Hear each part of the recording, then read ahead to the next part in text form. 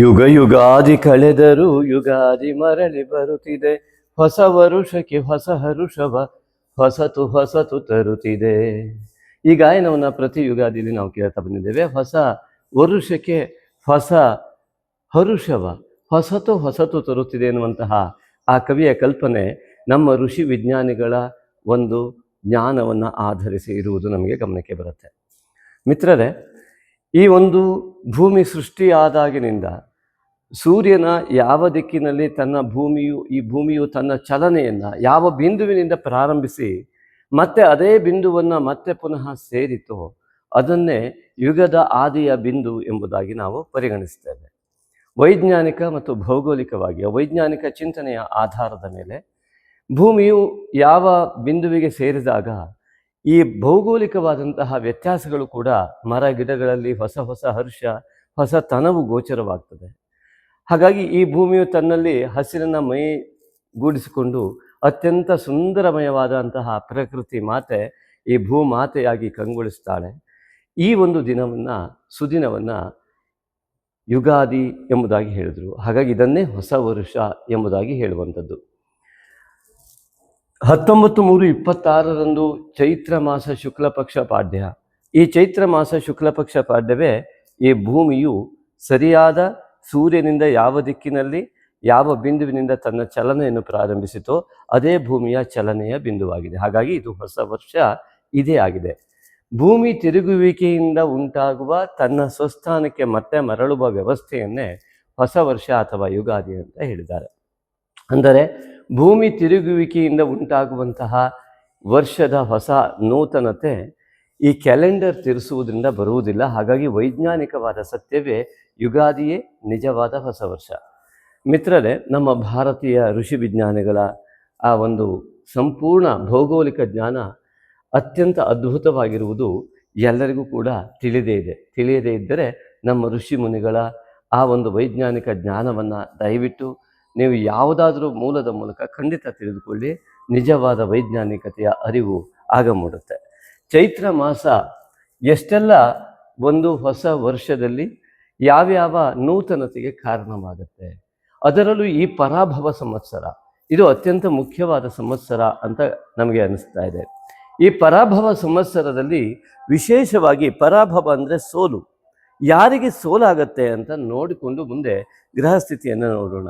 ವಿಶೇಷವಾಗಿ ಈ ಒಂದು ಕೇತು ಮತ್ತು ರಾಹು, ನೀವು ಈ ಒಂದು ಇದರ ಮೂಲಕ ನೋಡ್ತಾ ಹೋದರೆ ಈ ಬೋರ್ಡಿನಲ್ಲಿ ನಮ್ಮ ಯಾವ ಕೃಷ್ಣ ಫಲಕ ಅಂತ ನಾವು ಕರಿತೀವಿ, ಬ್ಲ್ಯಾಕ್ ಬೋರ್ಡ್, ಈ ಬ್ಲ್ಯಾಕ್ ಬೋರ್ಡ್ನಲ್ಲಿ ಈ ಒಂದು ಬಿಳಿಯ ಅಕ್ಷರದಿಂದ ನಮೂದಿತವಾದಂಥ ಈ ಕೇತು ಇರ್ಬೋದು, ಈ ರಾಹು ಇರ್ಬೋದು. ಇದು ಪೂರ್ಣಿಮೆ. ಈ ಚಂದ್ರ 2.5 ದಿನಕ್ಕೆ ಒಂದೊಂದು ಮನೆಯನ್ನು ಎಲ್ಲ ಕಡೆ ಸಂಚರಿಸ್ತಾ ಬರ್ತಾನೆ. ಹಾಗಾಗಿ ಒಂದು ತಿಂಗಳು, ಈ 12 ಮನೆ ದಾಟುವ ಹೊತ್ತಿಗೆ ಒಂದು ತಿಂಗಳಾಗತ್ತೆ. ಇಲ್ಲಿಂದ ಇಲ್ಲಿಗೆ 15 ದಿವಸ ಕೂಡ ಆಗತ್ತೆ. ಹಾಗಾಗಿ ಚಂದ್ರನ ತಿರುಗುವಿಕೆಯ ಮೇಲೆ, ಈ ಭೂಮಿಯ ತಿರುಗುವಿಕೆಯ ಮೇಲೆ ದಿನಗಣನೆ ಆಗ್ತದೆ. ಸೂರ್ಯನ ಸುತ್ತ ತಿರುಗುತ್ತಿರುವ ಭೂಮಿ ತನ್ನ ಸುತ್ತ ತಾನು ಸೂರ್ಯೋದಯದಿಂದ ಮತ್ತೆ ಸೂರ್ಯೋದಯದವರೆಗೆ ತಿರುಗಿದಾಗ ಮತ್ತೆ ಅದೇ ಸೂರ್ಯೋದಯಕ್ಕೆ ಮುಟ್ಟಿದಾಗ ಒಂದು ದಿನ ಅಂತ ಪರಿಗಣನೆ ಆಗತ್ತೆ. ರಾತ್ರಿ ಯಾವತ್ತೂ ಕೂಡ ಅದು ರಾತ್ರಿ ಆಗಿರುತ್ತೆ. ಅದು ಸನ್ ಡೇ. ರಾತ್ರಿ 12:01 ಸೂರ್ಯನೂ ಇರೋದಿಲ್ಲ, ಸನ್ನು ಇರೋದಿಲ್ಲ, ಡೇನೂ ಇರೋದಿಲ್ಲ, ಅದು ನೈಟ್ ಆಗಿರುತ್ತೆ. ಹಾಗಾಗಿ ಯಾವಾಗ ಸೂರ್ಯದ ಉದಯದಿಂದ ಮತ್ತೆ ಸೂರ್ಯೋದಯದವರೆಗೆ ಮಾತ್ರ ಸೂರ್ಯನು ದಿನಕರ ಎಂಬುದಾಗಿ ಹೇಳಿರುವುದರಿಂದ ಈ ಸೂರ್ಯನು ದಿನವನ್ನು ಪ್ರಾರಂಭಿಸುವಂತಹ ಒಂದು ಆಕಾಶಕಾಯ ನಕ್ಷತ್ರ. ಹಾಗಾಗಿ ನಕ್ಷತ್ರ ಅದು ಯಾವತ್ತೂ ಕೂಡ ನಾಶವಾಗದಿರುವಂತೆ, ನಮ್ಮ ಜೀವಿತಾವಧಿಯಲ್ಲಿ ನಾಶವಾಗದೇ ಇರುವಂಥ ಬೆಳಕಿನ ಪುಂಜ. ಆ ಒಂದು ಪುಂಜದಿಂದಾಗಿ ನಮ್ಮ ದಿನಗಣನೆ ಹಾಗೂ ಈ ಪಾಡ್ಯ ಬಿದಿಗೆ ಎಂಬುದಾಗಿ ಪಕ್ಷದ ಈ 30 ದಿನಗಳ ಗಣನೆಯನ್ನು ಕೂಡ ಚಂದ್ರನ ಮೂಲಕ ನಿರ್ಧಾರ ಮಾಡುವಂಥದ್ದು. ಹಾಗಾಗಿ ನಮಗೆ ಸರಿಯಾಗಿ ಗೊತ್ತಾಗುತ್ತೆ, ಈ 360 ಡಿಗ್ರಿ ಇಲ್ಲಿ ಭೂಮಿ ಇದೆ ಅಂತಾದರೆ ಭೂಮಿ ಸೂರ್ಯನ ಸುತ್ತ ಇಲ್ಲಿಂದ ತಿರುಗಿ ಹೀಗೆ ಮತ್ತೆ ಹೀಗೆ ಇಲ್ಲಿವರೆಗೆ ಬರುವಲ್ಲಿಗೆ 360 ದಿವಸ ಏನಾಗುತ್ತೆ, ಅದನ್ನೇ 360 ಡಿಗ್ರಿ ಅಂತ ಹೇಳಿದ್ದಾರೆ ಮಿತ್ರರೇ. ಹಾಗೆಯೇ ಈ ಒಂದು ಚಂದ್ರ ಈ 12 ರಾಶಿಯನ್ನು ಬರುವುದನ್ನೇ ಶುಕ್ಲ ಪಕ್ಷ, ಕೃಷ್ಣ ಪಕ್ಷ ಮತ್ತು ಮಾಸ, ಒಂದು ತಿಂಗಳು ಎಂಬುದಾಗಿ ಪರಿಗಣಿಸ್ತಾ ಬಂದಿದ್ದಾರೆ. ಹಾಗಾಗಿ ಬೆಳಕಿನ ತಿಂಗಳು, ಬೆಳದಿಂಗಳು, ಪೂರ್ಣಿಮೆಯ ದಿನವನ್ನು ಮಧ್ಯದಲ್ಲಿ ಇರಿಸಿಕೊಂಡು ಅಮಾವಾಸ್ಯೆಯಿಂದ ಮತ್ತೆ ಪೂರ್ಣಿಮೆ ಮತ್ತೆ ಅಮಾವಾಸ್ಯೆಗೆ ಬರುವಲ್ಲಿವರೆಗೆ ಸರಿಯಾಗಿ 30 ದಿನಗಳಾಗುತ್ತೆ. ಹೀಗೆ ಈ ಒಂದು ಆಧಾರದ ಮೇಲೆ ನಮ್ಮ ಚೈತ್ರ ಮಾಸ, ವೈಶಾಖ ಮಾಸಾದಿಗಳು ಖಂಡಿತವಾಗಿಯೂ ನಮ್ಮ ಭಾರತೀಯ ಪರಂಪರೆಯಲ್ಲಿವೆ. ಈ ಚೈತ್ರ ಮಾಸದ ಹೊಸತನವನ್ನು ನೋಡ್ತಾ ಹೋದರೆ ಅತ್ಯಂತ ವಿಶೇಷವಾಗಿ ನಮಗೆ ಕಂಡು ಬರುವುದು ಈ ಕೇತುವಿನಿಂದ ಇಲ್ಲಿಯವರೆಗೆ ರಾಹು ಬರುವಲ್ಲಿವರೆಗೂ ಕೂಡ ಯಾವುದೇ ಗ್ರಹಸ್ಥಿತಿಗಳು ಕಂಡು ಬರುವುದಿಲ್ಲ. ಈ ಕೇತುವಿನಿಂದ ಈ ದಿಕ್ಕಿನಲ್ಲಿ ಸಂಪೂರ್ಣವಾಗಿ ಎಲ್ಲ ಗ್ರಹಗಳು ಕಂಡು ಬರುತ್ತವೆ. ರಾಹು ಮತ್ತು ಕೇತುಗಳು ಭೂಮಿಯ ನೆರಳಿನ ಸಂಪಾತ ಬಿಂದುವಾಗಿರುವುದರಿಂದ ಆ ಸಂಪಾತ ಬಿಂದುವನ್ನು ಇಟ್ಟುಕೊಂಡು ಲೆಕ್ಕಾಚಾರ ಮಾಡಿದಾಗ ಈ ಒಂದು ಪಾಡ್ಯದ ದಿನ ಇರುವಂಥ ಗ್ರಹಸ್ಥಿತಿ ಇದಾಗಿರುವುದರಿಂದ ಕೇತುವಿನ ಚಲನೆ ಈ ಮುಖವಾಗಿ ಬಂದು ರಾಹುವಿನ ಚಲನೆ ಈ ಮುಖವಾಗಿ ಇರುವುದರಿಂದ ಕೇತುವಿನ ಪ್ರಭಾವಕ್ಕೆ ಒಳಗಾಗುವ ಇಷ್ಟು ಗ್ರಹಗಳು ಈ ಪರಾಭವ ಸಂವತ್ಸರದಲ್ಲಿ ಕಂಡುಬರುತ್ತದೆ. ಇದು ಮೊದಲ ವಿಷಯ. ಈ ಪರಾಭವ ಸಂವತ್ಸರದ ಅತ್ಯಂತ ವೈಶಿಷ್ಟ್ಯವಾದ ಈ ದಿನ ಹೇಗಿದೆ ಅಂತ ನೋಡಿದ್ರೆ, ಅನೇಕರು ಹೇಳ್ತಾ ಇದ್ರು, ಕೆಟ್ಟದನ್ನು ಮಾಡೋರಿಗೆ ಏನೂ ಆಗೋದಿಲ್ವಾ, ದೇವರನ್ನೇ ನಂಬದೇ ಇದ್ದವರಿಗೆ ಏನೂ ಆಗೋದಿಲ್ವಾ? ಅನಿವಾರ್ಯತೆ ಸೃಷ್ಟಿಯಾಗುವ ಕಾಲ ಬಂದಿದೆ ಮಿತ್ರರೇ. ಈ ಕೇತುವಿನ ಒಂದು ಪ್ರಭಾವಕ್ಕೆ ಒಳಗಾದಂತಹ ಯಾವುದೇ ವ್ಯಕ್ತಿ ಅವನು ದೇವರ ಮೇಲೆ, ತಾಯಿ ತಂದೆಯ ಮೇಲೆ ಮತ್ತು ಸಮಾಜವನ್ನು ಒಳ್ಳೆಯ ನಡೆಯತ್ತ ತೆಗೆದುಕೊಂಡು ಹೋಗುವ ಚಿಂತನೆ ಇಲ್ಲದಂತಹ ಮನಸ್ಥಿತಿ ಇದ್ದವರು ಎಲ್ಲರಿಗೂ ಕೂಡ ಈ ಒಂದು ಕಾಳಸರ್ಪ ಯೋಗದ ಅತ್ಯಂತ ದೊಡ್ಡ ಪರಿಣಾಮ ಅವರ ಮೇಲೆ ದುಷ್ಪರಿಣಾಮವಾಗಿ ಪರಿಣಮಿಸುವ ಎಲ್ಲ ಲಕ್ಷಣಗಳು ಕಂಡುಬರುತ್ತೆ. ಕಾಲಸರ್ಪ ಯೋಗ, ಕಾಲ ಮತ್ತು ಸರ್ಪ. ಕಾಲ ಅಂತಂದರೆ ಕಪ್ಪು ಅಥವಾ ನೆರಳು ಎಂಬುದಾಗಿ ಅರ್ಥ. ಆ ಭೂಮಿಯ ನೆರಳು ಮತ್ತು ಸರ್ಪ ಗ್ರಾವಿಟಿ ಪವರ್. ನಮೋ ಅಸ್ತು ಸರ್ಪೇಭ್ಯೋ ಏಕೇಚ ಪೃಥಿವೀ ಮನು ಎನ್ನುವ ಹಾಗೆ ಆ ಅಂತರಿಕ್ಷ ದಿವಿತೇಭ್ಯ ಸರ್ಪೇಭ್ಯೋ ನಮಃ ಸಂಕರ್ಷಣ, ಆಕರ್ಷಣ ಶಕ್ತಿ, ಅದೇ ಆದಿಶೇಷ. ಹಾಗಾಗಿ ಇಲ್ಲಿಂದ ಈ ರಾಹು ಮತ್ತು ಕೇತುವಿನ ಪ್ರಭಾವಕ್ಕೆ ಒಳಗಾಗುವ ಯಾವ ವ್ಯವಸ್ಥೆ ಇದೆ, ಎಲ್ಲ ಗ್ರಹಗಳು ಇದಕ್ಕೆ ಪ್ರಭಾವಕ್ಕೆ ಒಳಗಾಗುವ ವ್ಯವಸ್ಥೆಯನ್ನು ಇದು ಕೇತುಗ್ರಸ್ತವಾಗಿ ಕಾಳಸರ್ಪ ಯೋಗದಿಂದ, ಕೇತುಗ್ರಸ್ತ ಕಾಳಸರ್ಪ ಯೋಗದೊಂದಿಗೆ ಪರಾಭವ ಸಂವತ್ಸರ ಪ್ರಾರಂಭವಾಗ್ತಾ ಇದೆ. ಇದು ಅತಿ ಮುಖ್ಯವಾದ ಅಂಶ ಪರಾಭವ ಸಂವತ್ಸರಕ್ಕೆ. ಹಾಗಾಗಿ ಕೇತುಗ್ರಸ್ತ ಕಾಳಸರ್ಪ ಯೋಗ ಎನ್ನುವಂಥದ್ದೇನಿದೆ, ಈ ಕೇತುವಿನಿಂದ ಗ್ರಸ್ತವಾದಾಗ ಸ್ವಾಭಾವಿಕವಾಗಿ ಕೇತು ಅಧ್ಯಾತ್ಮಕಾರಕನಾಗಿ ಮೋಕ್ಷಕಾರಕನಾಗಿರುವುದರಿಂದ ಸಂವತ್ಸರದ ಹೆಸರು ಕೂಡ ಪರಾಭವ ಎಂಬುದಾಗಿ ಬಂದಿರುವುದರಿಂದಾಗಿ ಈ ಪರಾಭವ ಸಂವತ್ಸರ ಸೋಲನ್ನು, ಯಾರಿಗೆ ಆಧ್ಯಾತ್ಮಿಕತೆಯ ಉನ್ನತಿಯತ್ತ ಗಮನವಿಲ್ಲವೋ ಅವರ ಸೋಲು ಖಂಡಿತ. ಜೀವನದ ಲೌಕಿಕ ಸೋಲನ್ನು ಅನುಭವಿಸುವುದರ ಮೂಲಕ ಅಲೌಕಿಕ ಚಿಂತನೆಗೆ ಬರುವ ಅನಿವಾರ್ಯತೆ ಸೃಷ್ಟಿಯಾಗುವುದೇ ಈ ಪರಾಭವ ಸಂವತ್ಸರದ ಮೂಲ ಒಂದು ವಿಷಯ ಇರುವಂಥದ್ದು. ಹಾಗಾಗಿ ಅಲೌಕಿಕತೆಯತ್ತ ಹೋಗಬೇಕು ಅಂದರೆ ಲೌಕಿಕತೆಯಲ್ಲಿ ಆಸೆಪಟ್ಟ ವಿಷಯಗಳೆಲ್ಲವೂ ಅವರಿಗೆ ತೊಂದರೆದಾಯಕವಾಗಿ ಪರಿಣಮಿಸ್ತದೆ. ಇದನ್ನೇ ಕಾಳಸರ್ಪಯೋಗ ಅಂತ ಕರಿತೀವಿ.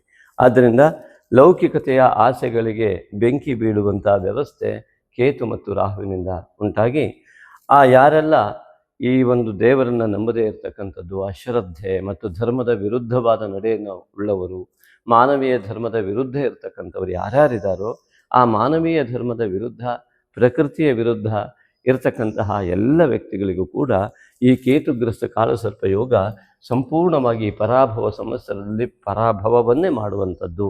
ಆದರೆ ಯಾರಿಗೆ ಕೇತುವಿನ ಗಣಪತಿಯ ಆರಾಧನೆ, ನಾಗ ಆರಾಧನೆ ಇರ್ತದೆಯೋ, ನಾಗಶಕ್ತಿ ವಿನಾಯಕನ ಆರಾಧನೆ ಇರುತ್ತೆಯೋ, ಅವರು ಯಾವುದೇ ರಾಶಿಯಲ್ಲಿ ಹುಟ್ಟಿರಲಿ, ಯಾವುದೇ ರಾಶಿಯಲ್ಲಿ ಹುಟ್ಟಿದ್ದರೂ ಕೂಡ ಅವರು ದೇವರನ್ನು ನಂಬಲೇಬೇಕು ಅಂತ ಇಲ್ಲ, ದೇವರನ್ನು ನಂಬಬಾರದು ಅಂತಲೂ ಇಲ್ಲ. ಹಾಗಾಗಿ ಯಾವುದೇ ರಾಶಿಯಲ್ಲಿ ಹುಟ್ಟಿದ್ದರೂ ಕೂಡ ಈ ಒಂದು ಮನಸ್ಥಿತಿಯ ಇರತಕ್ಕಂತಹ ಯಾವ ವ್ಯಕ್ತಿಗಳಿದ್ದಾರೆ, ಗಣಪತಿ ಮತ್ತು ನಾಗನನ್ನು ಆರಾಧನೆ ಮಾಡುವ ವ್ಯಕ್ತಿಗಳಿದ್ದಾರೆ, ತಾಯಿ ತಂದೆಯನ್ನು ಗೌರವಿಸುವ ವ್ಯಕ್ತಿಗಳಿದ್ದಾರೆ, ಪೂಜ್ಯ ಭಾವದಿಂದ ಗುರು ಹಿರಿಯರನ್ನು ನೋಡುವಂತಹ ವ್ಯಕ್ತಿಗಳಿದ್ದಾರೆ, ಅವರೆಲ್ಲರಿಗೂ ಕೂಡ ಅತ್ಯಂತ ಪರಾಭವದಿಂದ ಜಯವನ್ನು ಉಂಟು ಮಾಡ್ತಕ್ಕಂಥದ್ದು.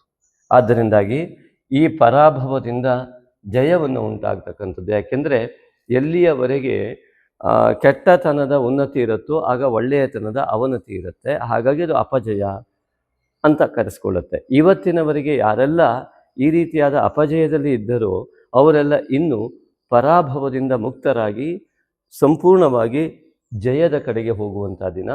ಯಾರೆಲ್ಲ ಅತ್ಯಂತ ಅಧರ್ಮದಿಂದಲೋ ಅಥವಾ ಮಾನವೀಯ ಧರ್ಮದ ಸತ್ಯದ ನಡೆಯನ್ನು ನಡೆಯದೆ ಧರ್ಮದ ಮಾರ್ಗದಲ್ಲಿ ಹೋಗದ ಯಾವ್ಯಾವ ವ್ಯಕ್ತಿಗಳಿರ್ತಾರೋ ಅಸತ್ಯ ಮಾರ್ಗವು ಎಲ್ಲವೂ ಕೂಡ ಸಂಪೂರ್ಣವಾಗಿ ಪರಾಭವ ಹೊಂದಿ ಅವರಿಗೆ ಅಲೌಕಿಕವಾದ ಜಯವನ್ನು ಕೊಡ್ತಕ್ಕಂಥದ್ದು ಈ ಒಂದು ಪರಾಭವ ಸಂವತ್ಸರ.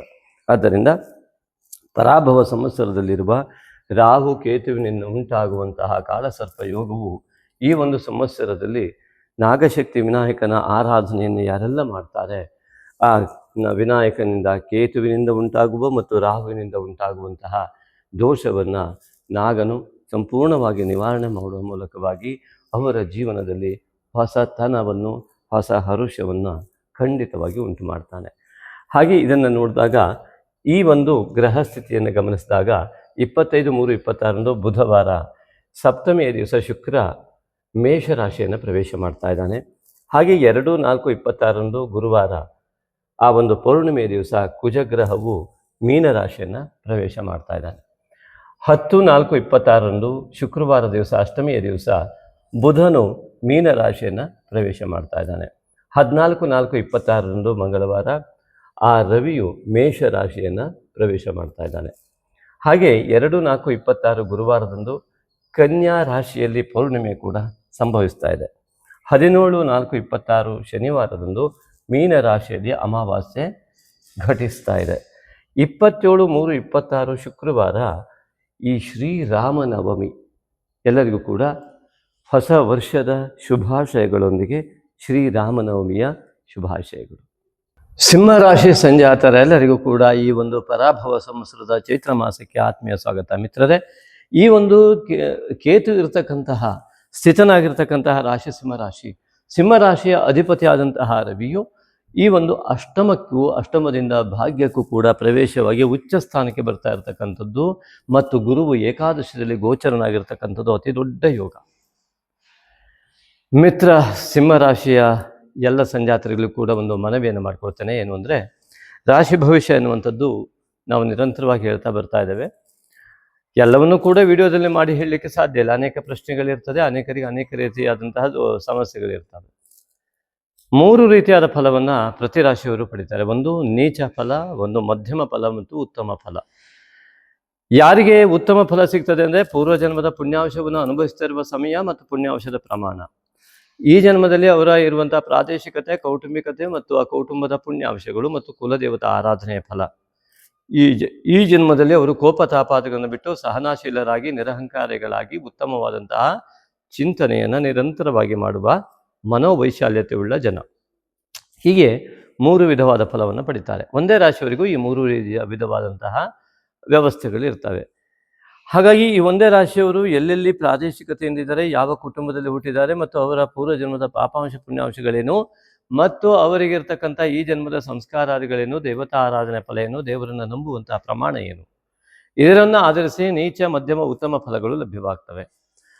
ಇಲ್ಲಿ ಮುಖ್ಯವಾಗಿ ನಾವು ಗಮನಿಸ್ತಾ ಇರತಕ್ಕಂಥದ್ದು, ಸಿಂಹರಾಶಿಯವರಿಗೆ ಚೈತ್ರ ಮಾಸ ಅತಿ ದೊಡ್ಡ ಉತ್ತಮ ಫಲವನ್ನು, ಮಹಾಫಲವನ್ನು ಕೊಡುವಂಥ ಯೋಗವನ್ನು ಹೊಂದಿದೆ. ಆದರೆ ಈ 3 ರೀತಿಯ ಫಲವನ್ನು ಹೊಂದುವಂಥವರು ಕೂಡ ಈ ಸಮಾಜದಲ್ಲಿ ಇರುವುದರಿಂದ ಯಾರಿಗೆ ಅತ್ಯುತ್ತಮ ಫಲ ನಿಜವಾಗಿಯೂ ಸಿಗ್ತಾನೆ ಇದೆ ಅವರಿಗೆ ಏನೂ ಸಮಸ್ಯೆ ಇಲ್ಲ. ಮಧ್ಯಮ ಫಲ ಇದ್ದವರಿಗೆ ಇನ್ನು ಮೇಲ್ಗಡೆ ಹೋಗುವಂಥ ಅಗತ್ಯ ಇರ್ತದೆ. ನೀಚ ಫಲವನ್ನು ಅನುಭವಿಸ್ತಾ ಇದ್ದವರಿಗೆ ಇನ್ನೂ ಹೆಚ್ಚಿನ ರೀತಿಯಲ್ಲಿ ಫಲವನ್ನು ಪಡೆಯೋದಕ್ಕೆ ಹೆಜ್ಜೆಯನ್ನು ಇಡುವ, ಮನಸ್ಸನ್ನು ಮಾಡುವಂಥ ಅನಿವಾರ್ಯತೆ ಇರುತ್ತೆ. ಅದಕ್ಕಾಗೆಲ್ಲ ಏನೇನು ಮಾಡಬೇಕು ಅಂತ ನೋಡೋಣ. ಅತ್ಯುತ್ತಮ ಫಲ ಪಡ್ತಾ ಇದ್ದವರು ಕೂಡ ಕೇತುವಿನಿಂದ ಸ್ವಲ್ಪ ವಿಘ್ನಕ್ಕೆ ಒಳಗಾಗ್ಬೋದು. ಹಾಗಾಗಿ ಅವರು ಕೂಡ ಈ ವಿಡಿಯೋವನ್ನು ಸರಿಯಾಗಿ ಗಮನಿಸಲೇಬೇಕಾಗತ್ತೆ. ಮಿತ್ರರೇ, ಈ ಒಂದು ಮಾತಿನ ಮೂಲಕವಾಗಿ ಈ ವಿಡಿಯೋವನ್ನು ಮುಂದುವರಿಸ್ತೇನೆ. ಸಿಂಹರಾಶಿ ಸಂಜಾತರೆ ಎಲ್ಲರಿಗೂ ಕೂಡ ನಾನು ಕೇಳ್ಕೊಳ್ಳೋದಿಷ್ಟೇ ನೋಡಿ, ನಿಮಗೆ ಏಕಾದಶದಲ್ಲಿ ಗುರು ಇದ್ದಾನೆ. ಹಾಗೂ ಈ ಗುರು ಎನ್ನುವುದು ಜ್ಞಾನಕಾರಕ, ಜ್ಞಾನದ ಅಧಿಪತಿಯಾದಂತಹ ಗುರು ನಿಮಗೆ ಜ್ಞಾನಕಾರಕನಾಗಿ ಬುದ್ಧಿಯ ಕ್ಷೇತ್ರದಲ್ಲಿ ಬುಧನ ಮನೆಯಲ್ಲಿ ಇರ್ತಕ್ಕಂಥದ್ದು. ಅತ್ಯಂತ ವೈಶಾಲ್ಯ ಮನೋಭಾವನೆ, ವಿಶಾಲ ಮನೋಭಾವನೆಯನ್ನು ಬೆಳೆಸ್ಕೊಳ್ಳಿಕ್ಕೆ ಸಿಂಹರಾಶಿಯವರಿಗೆ ಅತಿ ಸುಲಭ ಕೂಡ ಹೌದು. ಆದರೆ ಯಾರು ಸ್ವಾರ್ಥಿಗಳಾಗಿ ಈಗೋ ಇರುತ್ತಲ್ಲ, ಅದು ಹೇಗೆ ಗೊತ್ತಾಗುತ್ತೆ ಗೊತ್ತಾ? ಒಬ್ಬ ವ್ಯಕ್ತಿಗಳಿಗೆ ಬೇಗ ಹರ್ಟಾಗ್ತಾ ಇದೆ ಅಂದರೆ ಈಗೋ ಜಾಸ್ತಿ ಇದೆ ಅಂತ ಅರ್ಥ. ಸ್ವಾಭಿಮಾನಕ್ಕೆ ಯಾವತ್ತೂ ಹರಟೇ ಆಗಲ್ಲ. ಹಾಗಾಗಿ ಇದೊಂದು ಸಣ್ಣ ಉದಾಹರಣೆ ಕೊಟ್ಟೆ ಅಷ್ಟೇ. ಮಿತ್ರರೇ, ಸಮಯಾಭಾವ ತುಂಬ ಇದೆ, ಯಾಕೆಂದರೆ ತುಂಬ ಹೇಳಲಿಕ್ಕಿದೆ. ಈ ಒಂದು ವಿಚಾರವನ್ನು ನಾವು ಗಮನಿಸ್ತಾ ಹೋದಾಗ ನಮ್ಮ ಈ ವಿಡಿಯೋವನ್ನು ನೀವು 10,000 ಜನ ನೋಡಿದ್ರಿ ಅಂತಿದ್ರೆ 5,000 ಜನ ಕೂಡ ಶೇರ್ ಮಾಡೋದೇ ಇಲ್ಲ. ಯಾಕೆಂದರೆ ಒಳ್ಳೆ ಮಾಹಿತಿಗಳನ್ನು ಶೇರ್ ಮಾಡುವವರ ಸಂಖ್ಯೆ ಕಡಿಮೆ ಇದೆ, ಕೆಟ್ಟ ಹೆಡ್ಲೈನ್ ಇರೋದನ್ನು ನೋಡುವವರ ಸಂಖ್ಯೆ ಜಾಸ್ತಿ ಇದೆ.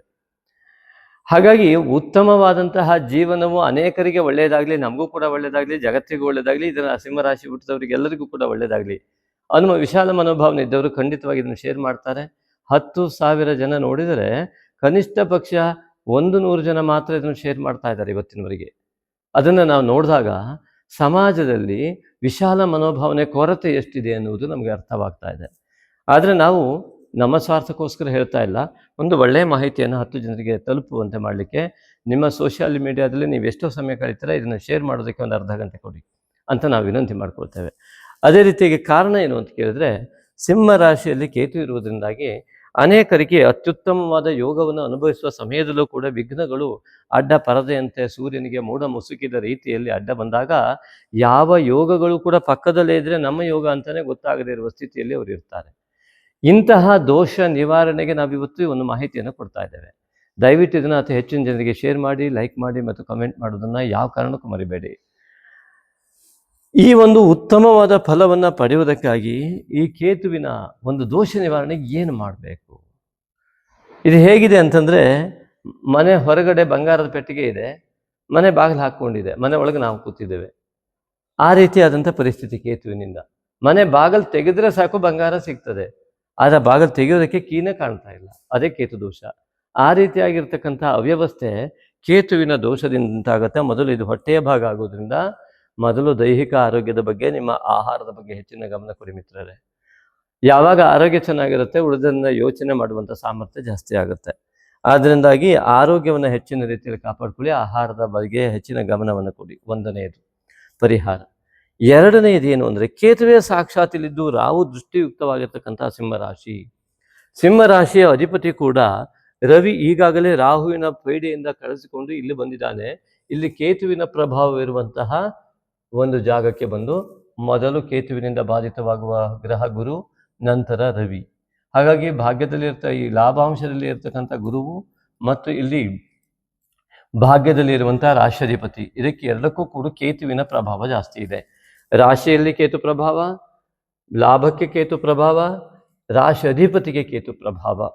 ಈ ರೀತಿಯಾಗಿ 3 ಹಂತದಲ್ಲೂ ಕೂಡ ಕೇತುವಿನ ದೋಷ ನಿಮ್ಮ ಮಹಾಯೋಗವು ನಿಮ್ಮ ಕಣ್ಣಿಗೆ ಕಾಣದೇ ಇದ್ದಾಗ ಏನೂ ಇಲ್ಲೇ ಇಲ್ಲ ಜೀವನದಲ್ಲಿ ಅನ್ನೋ ರೀತಿಯಲ್ಲಿ ಮಾಡಿಬಿಟ್ಟಿರುತ್ತೆ. ಇದಕ್ಕಾಗಿ ನೀವು ನೋಡಿ, ದ್ವಿತೀಯಾಧಿಪತಿ ಬೇರೆ ಅಷ್ಟಮದಲ್ಲಿ ಕುಳಿತಿದ್ದಾನೆ.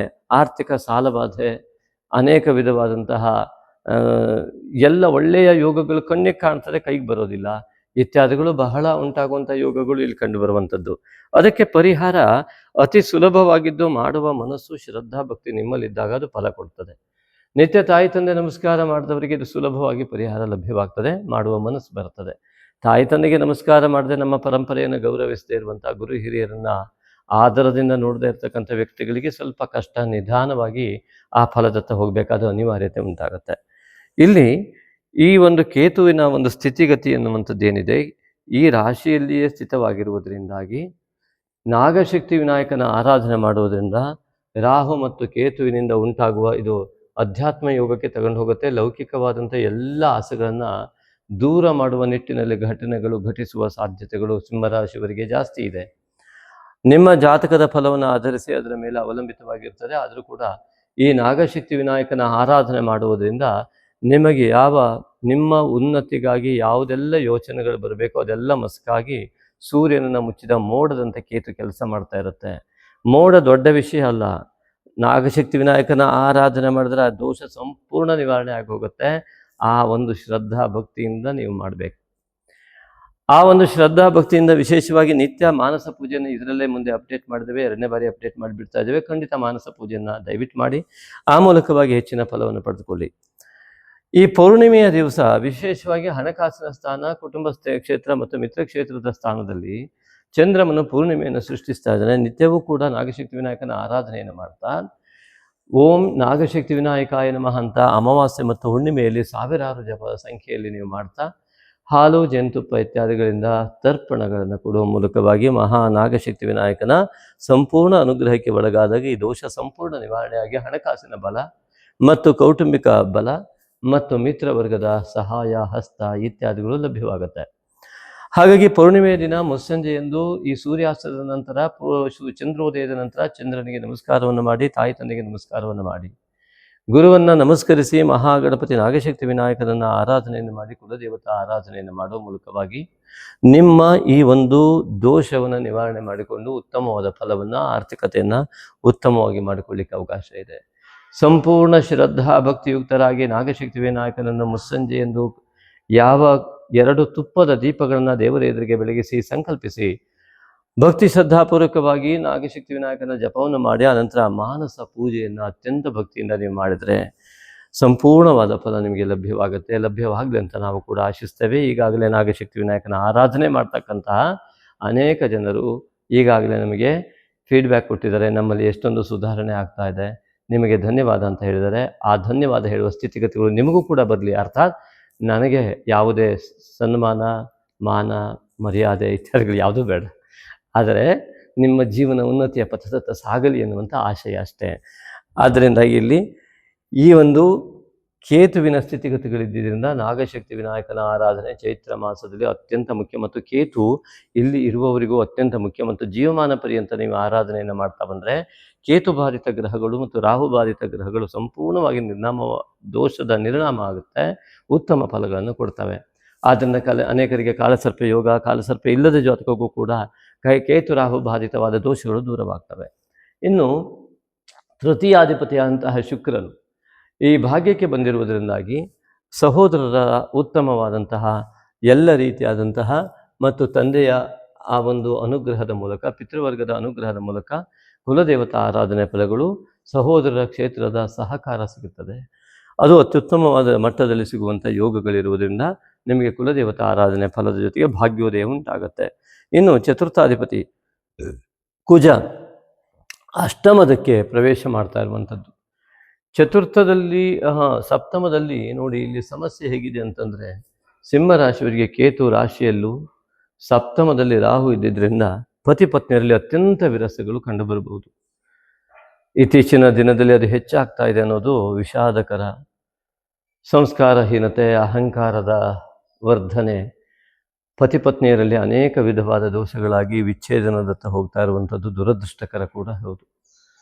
ಉತ್ತಮವಾದ ಸಂಸಾರ ಬಂಧಕ್ಕಾಗಿ ನಾಗಶಕ್ತಿ ವಿನಾಯಕನ ಆರಾಧನೆಯನ್ನು ಮಾಡುವ ಮೂಲಕ ಪತಿ ಪತ್ನಿಯರಲ್ಲಿ ವಿರಸವನ್ನು ಕಡಿಮೆ ಮಾಡಿಕೊಂಡು ಉತ್ತಮವಾದ ಜೀವನವನ್ನು ಮಾಡುವತ್ತ, ಉತ್ತಮವಾದ ಸಂಸ್ಕಾರಯುಕ್ತವಾದಂತಹ ವಿಶಾಲ ಮನೋಭಾವನೆಯನ್ನು ಬೆಳೆಸಿಕೊಂಡು ಜೀವನ ಮಾಡಬೇಕಾಗಿ ತಮ್ಮಲ್ಲಿ ನಾನು ವಿನಂತಿ ಮಾಡಿಕೊಳ್ತೇನೆ. ಇಂಥದ್ದಕ್ಕೋಸ್ಕರ ಕೋರ್ಟ್ಗಳಿಗೆ ಹೋಗತಕ್ಕಂಥದ್ದು, ಅಲೆದಾಡುವಂಥದ್ದು, ಜೀವಮಾನ ಪರ್ಯಂತ ಜೀವನವನ್ನೇ ಹಾಳು ಮಾಡಿಕೊಳ್ಳುವ ಅವ್ಯವಸ್ಥೆಗೆ ಹೋಗಬೇಡಿ. ಮತ್ತು ಇಲ್ಲಿ ಈ ಸಿಂಹ ರಾಶಿಯಿಂದ ಈ ಒಂದು ತೃತೀಯಾಧಿಪತಿ ಶುಕ್ರ ಮತ್ತು ಚತುರ್ಥಾಧಿಪತಿ ಕುಜ ಇಲ್ಲಿ ಒಮ್ಮೆ ಅಷ್ಟಮದಲ್ಲಿ ಕಂಡುಬರುವುದರಿಂದಾಗಿ ಅನೇಕರಿಗೆ ಅನೇಕ ವಿಧದಲ್ಲಿ ಮಾನಸಿಕ ಒತ್ತಡದಿಂದ ಅನಾರೋಗ್ಯ, ನರದೌರ್ಬಲ್ಯ ಇತ್ಯಾದಿಗಳು ಉಂಟಾಗುವಂಥ ಲಕ್ಷಣಗಳು, ಈಗ ತೆಗೆದುಕೊಳ್ಳುವ ಒತ್ತಡ ಮುಂದೆ ಪ್ಯಾರಾಲಿಸಿಸ್ ಇತ್ಯಾದಿಗಳಿಗೆ ಅವಕಾಶ ಮಾಡಿಕೊಡ್ತಕ್ಕಂಥ ಲಕ್ಷಣಗಳು ಎಲ್ಲ ಇರಬಹುದು. ಅದಕ್ಕೆ ಅತಿಯಾದ ಒತ್ತಡದಿಂದ ಹೊರಬಂದು ನೀವು ವಿಚಾರಪೂರ್ವಕವಾಗಿ ನಿಮ್ಮ ನಿರ್ಧಾರಗಳನ್ನು ತೆಗೆದುಕೊಳ್ಬೇಕಾಗ್ತದೆ. ಹಾಗೂ ನಾಗಶಕ್ತಿ ವಿನಾಯಕನ ಆರಾಧನೆ ಮಾಡೋದ್ರಿಂದ ಆ ಒತ್ತಡದಿಂದ ಹೊರಬರಲಿಕ್ಕೆ ನಿಮ್ಗೆ ಖಂಡಿತವಾಗಿ ಸಾಧ್ಯವಾಗುತ್ತೆ. ಅದಕ್ಕೆ ಮಾನಸ ಪೂಜೆ, ಒತ್ತಡ ಆಗೋದು ಮನಸ್ಸಿಗೆ ತಾನೇ ಮಿತ್ರರೇ. ಆ ಮಾನಸನ ಪೂಜೆಯನ್ನು ಮಾಡಿದಾಗ ಆ ಪೂಜಾ ಫಲಗಳು ಅತ್ಯಂತ ಸುಲಭವಾಗಿ, ಅತಿ ಬೇಗ, ಶೀಘ್ರವಾಗಿ ಲಭ್ಯವಾಗ್ತದೆ. ಆ ಮಾನಸ ಪೂಜೆಗೆ ದಯವಿಟ್ಟು ಅಡಿ ಆ ಮೂಲಕವಾಗಿ ಮೂರ್ತಿ ಪೂಜೆಯಿಂದ ಮಾನಸ ಪೂಜೆಯತ್ತ ತಾವು ಬರಬೇಕಾಗಿ ತಮ್ಮಲ್ಲಿ ವಿನಂತಿ. ಈ ಒಂದು ಸಿಂಹರಾಶಿಯವರಿಗೆ ಚತುರ್ಥಾಧಿಪತಿಯ ಕುಜನ ಈ ಒಂದು ಅವ್ಯವಸ್ಥೆ ಶನಿಯ ಜೊತೆಗೆ ಇರುವುದರಿಂದಾಗಿ, ಸಪ್ತಮಾಧಿಪತಿ ಶನಿಯ ಜೊತೆಗೆ ಅಷ್ಟಮದಲ್ಲಿ ಅಷ್ಟಮ ಶನಿಯ ಜೊತೆಗೆ ಇರ್ತಕ್ಕಂತಹ ಈ ಕುಜನಿಂದಾಗಿ ವಿಚ್ಛೇದನಾದಿಗಳ ಸಂಖ್ಯೆ ಹೆಚ್ಚಾಗುವ ಲಕ್ಷಣಗಳು ಸಿಂಹರಾಶಿಯವರಿಗೆ ಇರುವುದರಿಂದಲೇ ಈ ಒಂದು ಸಂವತ್ಸರದಲ್ಲೇ ಅತಿ ಸಹನೆಯಿಂದ ಇರಬೇಕಾದ ಅಗತ್ಯ ಇದೆ. ದಯವಿಟ್ಟು ಪತಿ ಪತ್ನಿಯರು ಅತ್ಯಂತ ಸಹನೆಯಿಂದ ವ್ಯವಹರಿಸಿ. ಅದೇ ರೀತಿಯಾಗಿ ಈ ಒಂದು ರಾಶಿಯಿಂದ ಪಂಚಮಾಧಿಪತಿಯಾದ ಗುರು ಏಕಾದಶದಲ್ಲಿರುವಂಥದ್ದು ನಿಮ್ಮ ಜ್ಞಾನ ಅಪಾರ. ಆ ಒಂದು ಅಪಾರವಾದ ಜ್ಞಾನ ಸಂಪೂರ್ಣ ಲಾಭಸ್ಥಾನಕ್ಕೆ ಬರುವುದು ನಿಮ್ಮ ಈ ಒಂದು ಚೈತ್ರ ಮಾಸದ ಒಂದು ಮಹಾ ಕೊಡುಗೆ. ಈ ಗುರುವು ಇಲ್ಲಿ ಮಿಥುನ ರಾಶಿಗೆ ಬಂದಾಗಿಂದಲೂ ನಿಮಗೆ ಅತ್ಯಂತ ದೈವಬಲ ಹೆಚ್ಚಾಗಿದ್ದು, ಇದರ ಮೂಲಕವಾಗಿ ನಿಮ್ಮ ಜ್ಞಾನವು ಅತ್ಯಂತ ಹೆಚ್ಚಿನ ಫಲವನ್ನು ಕೊಡುವಂತಹ ಯೋಗವನ್ನು ನೀವು ಹೊಂದಿದ್ದೀರಿ. ನಿಮ್ಮ ಜ್ಞಾನ ನಿಮಗೊಂದೇ ಅಲ್ಲದೆ ನಿಮ್ಮ ಕುಟುಂಬಕ್ಕಲ್ಲದೆ ಜಗತ್ತಿಗೆ ಕೂಡ ಒಳ್ಳೆಯದನ್ನು ಮಾಡುವಷ್ಟು ಪ್ರಬಲವಾದ ಜ್ಞಾನ ನೀವು ಹೊಂದಿದ್ದೀರಿ ಎನ್ನುವುದಾಗಿ ಗುರು ಹೇಳ್ತಾ ಇದ್ದಾನೆ. ಅದರ ಫಲವನ್ನು ನೀವು ಪಡಿಬೇಕು ಅಂತಾದರೆ ನಿಮಗೆ ನಾಗಶಕ್ತಿ ವಿನಾಯಕನ ಆರಾಧನೆ ಇಲ್ಲದೆ ಇದೇ ಆಚ್ಛಾದನೆ ಮಾಡಿಬಿಡುತ್ತೆ ಕೇತುವೆ. ಅದರಿಂದ ಅದನ್ನು ಮಾಡಿ.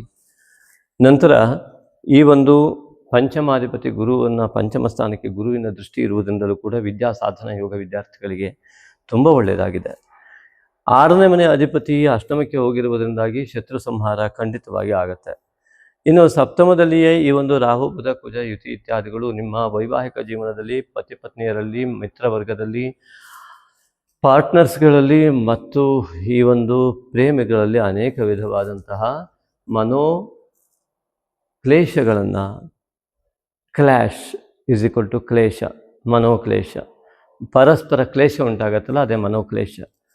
ಆ ಕ್ಲೇಶ ಉಂಟಾಗದಂತೆ ನೀವು ನೋಡಿಕೊಳ್ಳುವುದು ತುಂಬ ಮುಖ್ಯವಾಗಿದೆ. ಅದಕ್ಕೆ ನಾಗಶಕ್ತಿ ವಿನಾಯಕನ ಆರಾಧನೆ ಜೊತೆಗೆ ಆಂಜನೇಯನ ಆರಾಧನೆ, ದುರ್ಗಿಯ ಆರಾಧನೆ ಅತಿ ಮುಖ್ಯವಾಗಿ ಗೋಚರವಾಗ್ತಾ ಇದೆ.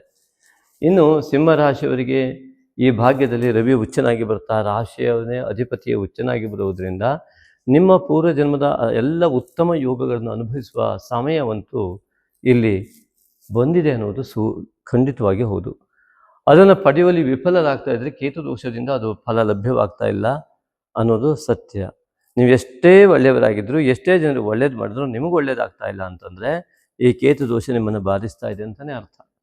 ಆದ್ದರಿಂದಾಗಿ ನಾಗಶಕ್ತಿ ವಿನಾಯಕನ ಆರಾಧನೆಯನ್ನು ಮಾಡುವ ಮೂಲಕವಾಗಿ ನಿಮ್ಮ ಎಲ್ಲ ಒಳ್ಳೆಯತನಕ್ಕೆ ಬೆಲೆಯನ್ನು ತಂದುಕೊಳ್ಳಿ. ಇನ್ನು ದಶಮಾಧಿಪತಿ ಶುಕ್ರನು ಕೂಡ ಭಾಗ್ಯಕ್ಕೆ ಬಂದಿರುವುದರಿಂದ ಉದ್ಯೋಗದಲ್ಲಿ ಉನ್ನತಿ ಎಲ್ಲ ರೀತಿಯಿಂದ ಕಂಡುಬರುವ ಎಲ್ಲ ಲಕ್ಷಣಗಳು ಕಂಡು ಬರ್ತಾ ಇದೆ. ಆದ್ದರಿಂದ ಉದ್ಯೋಗಕ್ಕೆ ಈ ಒಂದು ಗುರುವಿನ ಏಕಾದಶತ್ವ ಕೂಡ ಅತಿ ಹೆಚ್ಚಿನ ಲಾಭವನ್ನು ಉಂಟು ಮಾಡ್ತದೆ. ಹಾಗಾಗಿ ವ್ಯಯಾಧಿಪತಿಯಾದ ಚಂದ್ರನು ಪೌರ್ಣಿಮೆಯನ್ನು ಉಂಟು ಮಾಡ್ತಾ ಇರುವುದರಿಂದಾಗಿ ಪೂರ್ಣಿಮೆಯ ದಿವಸ ನೀವು ಕಳೆದುಕೊಂಡದ್ದನ್ನೆಲ್ಲ ಪಡೆಯುವುದಕ್ಕಾಗಿ, ಮುಂದೇನು ಕಳೆಯದೇ ಇರುವುದಕ್ಕಾಗಿ ಸಂಕಲ್ಪಿಸಿ ಮುಸ್ಸಂಜೆಯ ಸಮಯದಲ್ಲಿ ಅತಿ ಉತ್ತಮವಾದಂತಹ ಸಂಕಲ್ಪದೊಂದಿಗೆ ನಾಗಶಕ್ತಿ ವಿನಾಯಕನ ಆರಾಧನೆಯನ್ನು ಮಾಡಿ ಆ ಮೂಲಕ ಉತ್ತಮವಾದಂತಹ ಫಲವನ್ನು ನೀವು ನಿಮ್ಮದಾಗಿಸಿಕೊಳ್ಳಿ. ಮಿತ್ರರೇ, ಈ ಮುಂದೆ ವಿಡಿಯೋವನ್ನು ಅಪ್ಡೇಟ್ ಮಾಡಿ ನಾವು ನಾಗಶಕ್ತಿ ವಿನಾಯಕನ ಮಾನಸ ಪೂಜಾರಾಧನೆಯನ್ನು ಮತ್ತೆ ಕೊಟ್ಟಿದ್ದೇವೆ. ದಯವಿಟ್ಟು ಅದನ್ನು ನಿರಂತರವಾಗಿ ಅನುಭವಿಸಿ ಆ ಮಾನಸ ಪೂಜೆಯಲ್ಲಿ ತಲ್ಲೀನರಾಗಿ ನಿಮ್ಮ ಮನಸ್ಸು ಶಾಂತವಾಗಲಿ. ನಿಮ್ಮ ಮನಸ್ಸು ಸದಾ ಆನಂದದಿಂದ ಇರುವಷ್ಟು ಶಕ್ತಿ ಸಾಮರ್ಥ್ಯವನ್ನು ನಾಗಶಕ್ತಿ ವಿನಾಯಕ ನಿಮಗೆ ನೀಡುವ ಮೂಲಕವಾಗಿ ಎಲ್ಲ ವಿಧದಲ್ಲೂ ಕೂಡ ನಿಮ್ಮ ವಿಶಾಲ ಮನೋಭಾವನೆ, ನಿಮ್ಮ ಉತ್ತಮ ಸಂಸ್ಕಾರ ನಿಮಗೆ ಒಳ್ಳೆಯದನ್ನು ಮಾಡಲಿ. ಹಾಗೆಯೇ ಈ ಉತ್ತಮ ಸಂಸ್ಕಾರದಿಂದ ನಮ್ಮ ವಿಡಿಯೋವನ್ನು ಅನೇಕರಿಗೆ ಶೇರ್ ಮಾಡುವ ಮೂಲಕ ನಿಮ್ಮ ವಿಶಾಲ ಮನೋಭಾವನೆ ಇನ್ನಷ್ಟು ವೃದ್ಧಿಯಾಗಲಿ. ಆ ಮೂಲಕ ನಿಮ್ಮ ಈ ರೀತಿಯಾಗಿ ಶೇರ್, ಕಾಮೆಂಟ್, ಲೈಕ್ ಮಾಡ್ತಕ್ಕಂತಹ ನಿಮ್ಮೆಲ್ಲರಿಗೂ ಕೂಡ ನಮ್ಮ ಅತ್ಯಂತ ಆತ್ಮೀಯ ಧನ್ಯವಾದಗಳು. ನಮಸ್ತೆ ಮಿತ್ರರೇ, ಫಾಲ್ಗುಣ ಮಾಸದ ಲಕ್ಕಿ ಕಾಮೆಂಟ್ ಸಮಯ. ಈ ಲಕ್ಕಿ ಕಾಮೆಂಟ್ಗೆ ಈ ಬಾರಿ ಸುರೇಶ್ ರಾಮಸ್ವಾಮಿ ಅವರು ಆಯ್ಕೆಯಾಗಿದ್ದಾರೆ.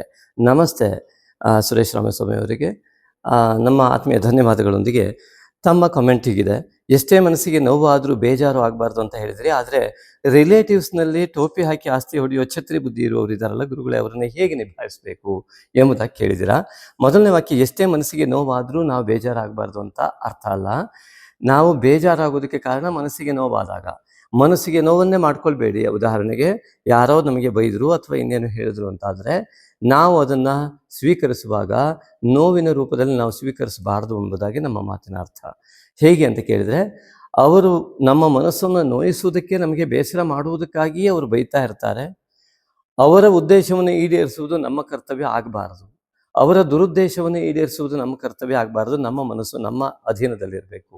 ಅವರ ಉದ್ದೇಶವನ್ನೇ ಈಡೇರಿಸುವುದು, ಅವರು ನಮಗೆ ಬೇಸರ ಆಗಲಿ ನೋವಾಗಲಿ ಅಂತಲೇ ಮಾತನಾಡ್ತಾರೆ. ಅದಿಲ್ಲದಿದ್ದರೆ ಯಾಕೆ ಹಾಗೆ ಮಾತಾಡ್ತಾರೆ? ಆ ಉದ್ದೇಶ ಈಡೇರಿಸುವ ಅನಿವಾರ್ಯತೆ ನಮಗೇನಿರುವುದಿಲ್ಲ. ಆದ್ದರಿಂದಾಗಿ ನಮ್ಮ ಮನಸ್ಸು ನಮ್ಮ ಅಧೀನದಲ್ಲಿದ್ದಾಗ ಅವರ ಉದ್ದೇಶ ವಿಫಲವಾಗ್ತದೆ. ಇದು ಮೊದಲನೇದು. ಎರಡನೇದು, ಈಗ ಉದಾಹರಣೆ, ಅವರು ಬೈದಾಗ ನನಗೆ ಮನಸ್ಸು ನೋವಾಯಿತು ಅಂತಂದರೆ ತಪ್ಪು. ಅವ್ರು ಬೈದರೂ ನನಗೆ ಮನಸ್ಸು ನೋವಾಗಿಲ್ಲ ಅಂದರೆ ನಾನು ಅವರ ಅಧೀನದಲ್ಲಿ ನಾನು ಕೆಲಸ ಮಾಡಿಲ್ಲ, ನನ್ನ ಮನಸ್ಸು ಅತ್ಯಂತ ಸ್ಥಿರತ್ವದಿಂದ ಇದೆ ಅಂತ ಅರ್ಥ. ಹಾಗಾಗಿ ಉದ್ವೇಗಕ್ಕೆ ಒಳಗಾಗುವ ಅಗತ್ಯ ಇಲ್ಲ. ಇನ್ನು ರಿಲೇಟಿವ್ಸ್ನಲ್ಲಿ ಟೋಪಿ ಹಾಕಿ ಆಸ್ತಿ ಹೊಡೆಯೋ ಚಿತ್ರ ಬುದ್ಧಿ ಇದ್ದವರಿದ್ದಾರಲ್ಲ ಅಂತ ಒಂದು ವಾಕ್ಯ ಹಾಕಿದ್ರ, ಅದನ್ನು ಹೇಗೆ ನಿಭಾಯಿಸಬೇಕು ಅಂತ ಎರಡನೇ ಪ್ರಶ್ನೆ ಕೂಡ ಕೇಳಿದ್ರ. ಇದರಿಂದ ನಾವು ಕೂಡ ಏನು ಹೊರತಲ್ಲ, ನಾವು ಅದನ್ನು ಸಂಪೂರ್ಣವಾಗಿ ಬಿಟ್ಟು ಬಂದುಬಿಟ್ಟಿದ್ದೀವಿ. ಯಾಕೆಂದರೆ ಅದನ್ನು ಅವರು ನಮಗೆ ಟೋಪಿ ಹಾಕಿದ್ರು ಅನ್ನೋದಕ್ಕಿಂತ ಅದಕ್ಕೆ ಅವರು ನಮಗೆ ಕೊಡುವಷ್ಟು ಯೋಗ್ಯರಲ್ಲ, ಅಷ್ಟೊಂದು ಅರ್ಹತೆಯನ್ನು ಅವರು ಪಡೆದಿಲ್ಲ ಅಂತ ನಾವು ಮೊದಲನೇದಾಗಿ ಅರ್ಥ ಮಾಡ್ಕೊಂಡ್ವಿ. ಎರಡನೇದಾಗಿ ಅದರ ಜಮೀನು ಅಥವಾ ಆಸ್ತಿಯ ಜೊತೆಗೆ ಅದರ ದೋಷವನ್ನು ಕೂಡ ಕಟ್ಟಿಕೊಂಡು ಅವ್ರು ಹೋಗ್ತಾರೆ ಅನ್ನೋ ಸತ್ಯ ಕೂಡ ನನಗೆ ಅರಿವಿಗೆ ಬಂತು. ಆದರೆ ತಾಯಿ ತಂದೆ ಮಾಡಿದ ಆಸ್ತಿಗೆ ಜೋತು ಬಿದ್ದು ಬದುಕುವ ಚಿಂತನೆಯನ್ನು ಬಿಟ್ಟುಬಿಟ್ರೆ, ಅದರ ಅಗತ್ಯ ಇದ್ದಾಗ ಯೋಗ ಇದ್ರೆ ಅದು ಬಂದೇ ಬರುತ್ತೆ. ಅವ್ರ ಹತ್ರ ಏನೂ ಮಾಡ್ಲಿಕ್ಕೆ ಆಗೋದಿಲ್ಲ.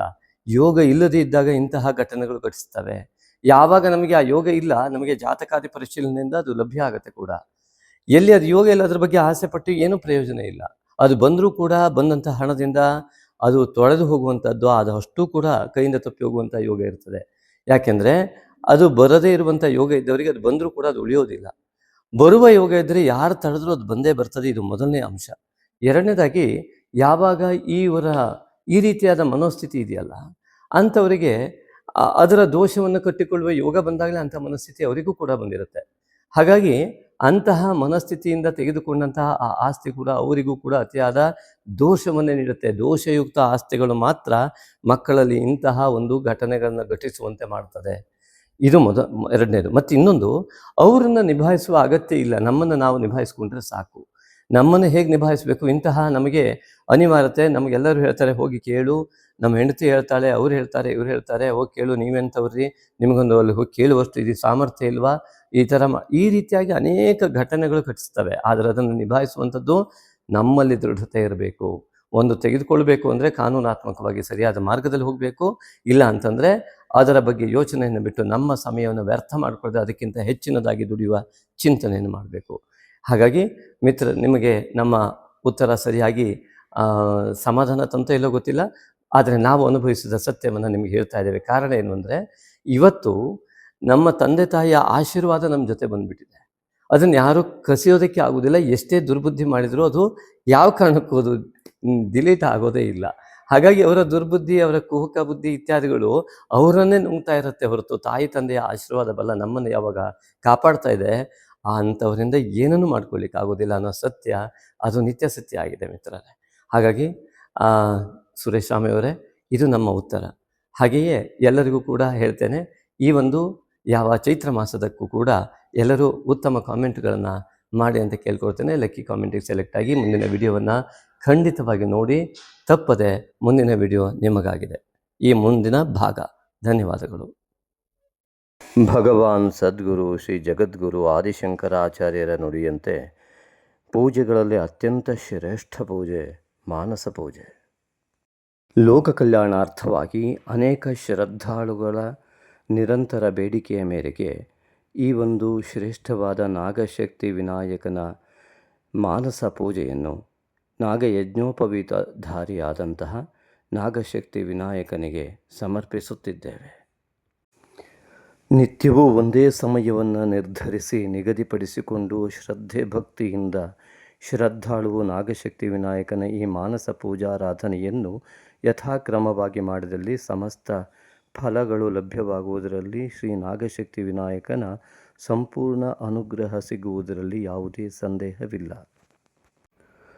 ಸಂಪೂರ್ಣ ನಂಬಿಕೆಯಿಂದ ಶ್ರದ್ಧಾ ಭಕ್ತಿಗಳನ್ನು ಮೈಗೂಡಿಸಿಕೊಂಡು ಧ್ಯಾನಾವಸ್ಥೆಯಲ್ಲಿ ಕುಳಿತು ಬೆನ್ನನ್ನು ನೇರವಾಗಿ ಇಟ್ಟುಕೊಂಡು ಕಣ್ಣನ್ನು ಮುಚ್ಚಿಕೊಂಡು ನಿಧಾನವಾದ ಉಸಿರಾಟವನ್ನು ತೆಗೆದುಕೊಳ್ಳುತ್ತಾ ಭವ್ಯ ದಿವ್ಯ ಮೂರ್ತಿಯಾದಂತಹ ನಾಗಶಕ್ತಿ ವಿನಾಯಕನ ಮೂರ್ತಿಯನ್ನು ಮನಸ್ಸಿನ ಪರದೆಯ ಮೇಲೆ ಮೂಡಿಸಿಕೊಂಡು ನಮಗೂ, ನಮ್ಮ ಕುಟುಂಬಕ್ಕೂ, ನಮ್ಮ ಊರಿಗೂ, ನಮ್ಮ ರಾಜ್ಯಕ್ಕೂ, ನಮ್ಮ ದೇಶಕ್ಕೂ, ನಮ್ಮ ಜಗತ್ತಿಗೂ ಕೂಡ ಸಂಪೂರ್ಣವಾಗಿ ನಾಗಶಕ್ತಿ ವಿನಾಯಕನ ಅನುಗ್ರಹ ಉಂಟಾಗಿ ಸಮಸ್ತವೂ ಒಳಿತಾಗಲಿ ಎನ್ನುವ ಮನೋಭಾವದೊಂದಿಗೆ ಸಂಕಲ್ಪ ಮಾಡಿಕೊಳ್ಳಬೇಕು.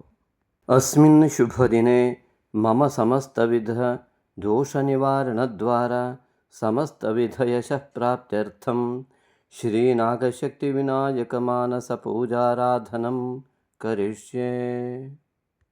ಅಥ ಧ್ಯಾನಂ ಪ್ರಸನ್ನವದನಂ ದೇವಂ ಪ್ರಮೋದದಾಯಕಂ ವಿಭುಂ ಪ್ರವಿಘ್ನಚ್ಛೇದಕಂ ದಿವ್ಯಂ ಪ್ರವಂದೇ ಫಲದಾಯಿನಂ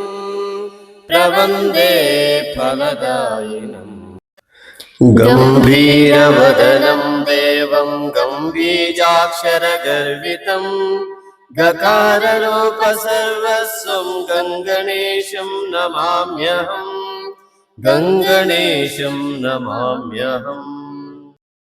ವಿದ್ಯಾ ವಿವಾಹ ಯಜ್ಞಾನಾಂ ವಂದೇ ವಿಘ್ನ ನಿವಾರಿಣಂ ನಾಗಶಕ್ತಿ ಸಮಾಯುಕ್ತಂ ನಾಗಯಜ್ಞೋಪವೀತೇನ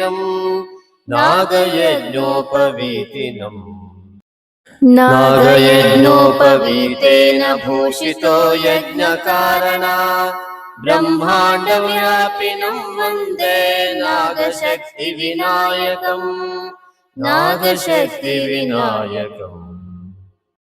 सर्वमङ्गलमाङ्गल्यं सर्वशक्तिप्रदायकं वन्देऽहं सततं भक्त्या नागशक्तिविनायकं नागशक्तिविनायकम्। ध्यायामि देवदेवेश भक्तानां ध्यानगोचरा ब्रह्माण्डव्यापिनं वन्दे नागशक्तिविनायकं नागशक्तिविनायकम्। भक्तानां ध्यानगोचराय नमः। ध्यानं समर्पयामि। आवाहयामि ते भक्त्या शीघ्रमागच्छ हे प्रभो। ब्रह्माण्डव्यापिनं वन्दे नागशक्तिविनायकं नागशक्तिविनायकम्। ब्रह्माण्डव्यापिने प्रभवे नागशक्तिविनायकाय नमः। आवाहनं समर्पयामि। स्वागतं स्वागतं सर्वगर्वघ्ना सर्वविघ्नहरो भव। ब्रह्माण्डव्यापिनं वन्दे नागशक्तिविनायकं नागशक्तिविनायकम्। सर्वगर्वघ्नाय नमः। स्वागतं ते व्याहरिष्यामि। आसनमर्पये तुभ्यं विराजय महाप्रभो। ब्रह्माण्डव्यापिनं वन्दे नागशक्तिविनायकं नागशक्तिविनायकम्। महाप्रभवे नमः। आसनं समर्पयामि। पाद्यन्ते गन्धयुक्तं च पादोदरपरिष्कर। ब्रह्माण्डव्यापिनं वन्दे नागशक्तिविनायकं नागशक्तिविनायकम्। पादोदरपरिष्कराय नमः। पाद्यं समर्पयामि।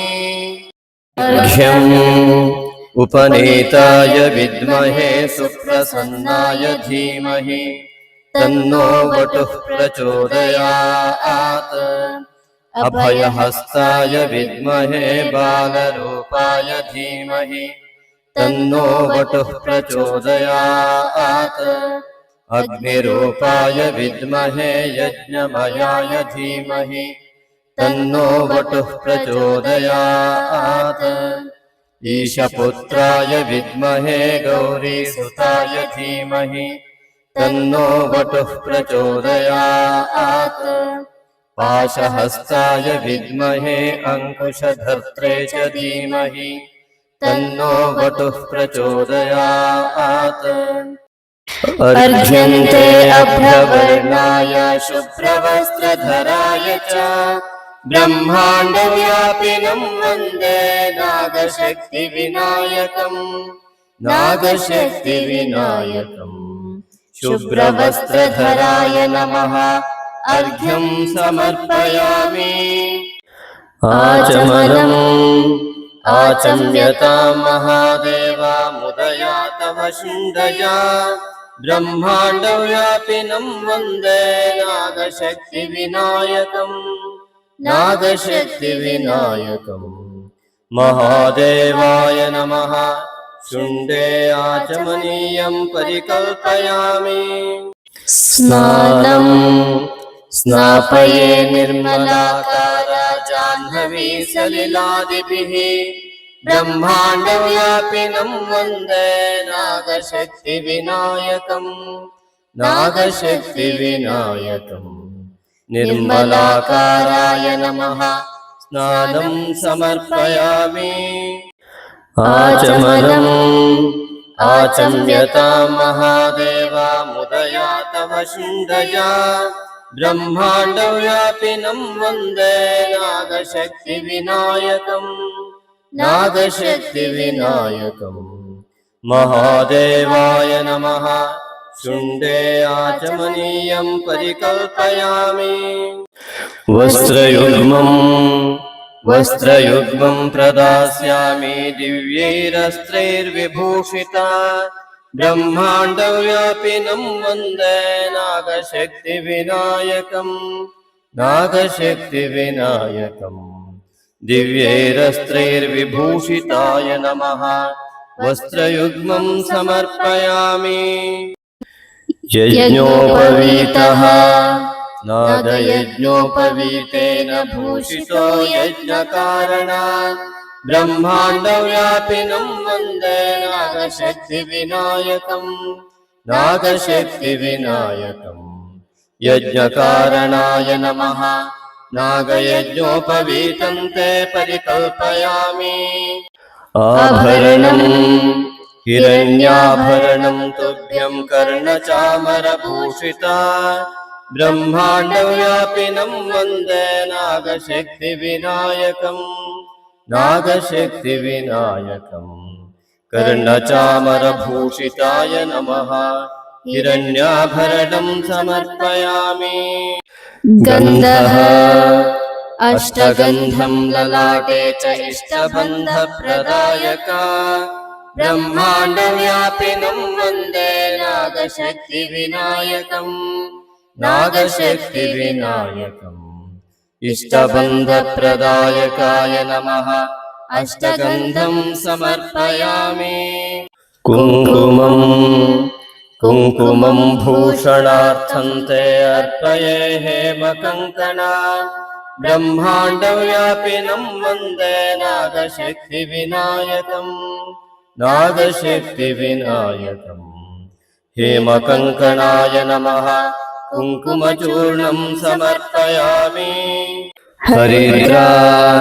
हरिद्रां चूर्णरूपेण दास्ये दारिद्र्यचूर्णका ब्रह्माण्डव्यापिनं वन्दे नागशक्तिविनायकम् नागशक्तिविनायकम् दारिद्र्यचूर्णकाय नमः हरिद्राचूर्णं समर्पयामि चन्दनं च चतुर्हस्ता चतुर्भद्रप्रदायका ब्रह्माण्डव्यापिनं वन्दे नागशक्तिविनायकम् नागशक्तिविनायकम् चतुर्भद्रप्रदायकाय नमः चन्दनं समर्पयामि पुष्पं सुगन्धयुक्तं च पुष्पदन्ताय अर्प्यते ब्रह्माण्डव्यापिनं वन्दे नागशक्तिविनायकम् नागशक्तिविनायकम् पुष्पदन्ताय नमः पुष्पाणि समर्पयामि दूर्वायुग्मं प्रदास्यामि सर्वदुःस्वप्ननाशका ब्रह्माण्डव्यापिनं वन्दे नागशक्तिविनायकम् नागशक्तिविनायकम् दुःस्वप्ननाशकाय नमः दूर्वायुग्मं समर्पयामि अर्चना ॐ उपनीताय नमः ॐ सुप्रसन्नाय नमः ॐ वटवे नमः ॐ अभयहस्ताय नमः ॐ बालरूपाय नमः ॐ अग्निरूपाय नमः ॐ यज्ञमयाय नमः ॐ ईशपुत्राय नमः ॐ गौरीसुताय नमः ॐ पाशहस्ताय नमः ॐ अंकुशधर्त्रे नमः ॐ नागशक्तिविनायकाय नमः तव नामार्चनं पुण्यं प्रसीद गणनायक ब्रह्माण्डव्यापिनं वन्दे नागशक्तिविनायकम् नागशक्तिविनायकम् गणनायकाय नमः नामपूजां समर्पयामि धूपमाघ्रापये तुभ्यं धूर्जटे प्रियनन्दन ब्रह्माण्डव्यापिनं वन्दे नागशक्तिविनायकम् नागशक्तिविनायकम् धूर्जटे प्रियनन्दनाय नमः धूपमाघ्रापयामि